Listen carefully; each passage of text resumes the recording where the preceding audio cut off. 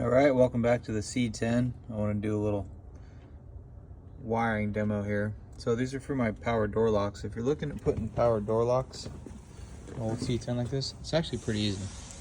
I don't know if you can see that or not, but little actuators there. You can get them on Amazon, like 20 bucks.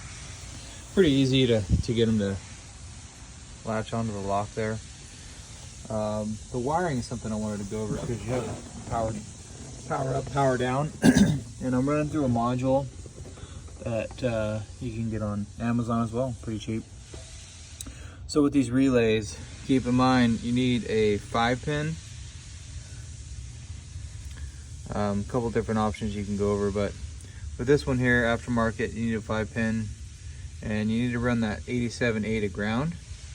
Keep in mind when you do that, when you run a 5-pin relay, the 30 and the 87, which are your major contacts, right, that run your power, this main power red to your out, which is, in this case, I have my pink and my purple going that way, and I got a yellow and a purple going to that side, to that door.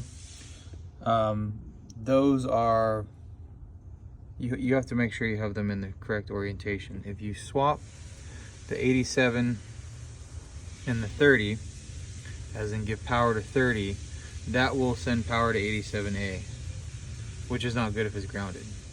So just keep that in mind with these relays. I kind of put everything together myself, so these ones aren't labeled, and so you have to do a polarity check to make sure that you are not adding power to the 30 pin when it's grounded. So I hope that helps somebody that's putting power door locks together. Again, you get these relays, Dorman relays, 5-pin. You can wire everything up together. You just need to add constant power and then add your negative ground switch from that box.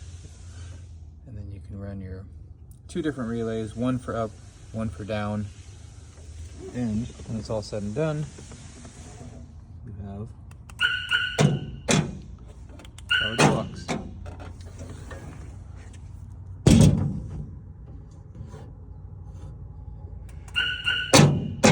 There we go.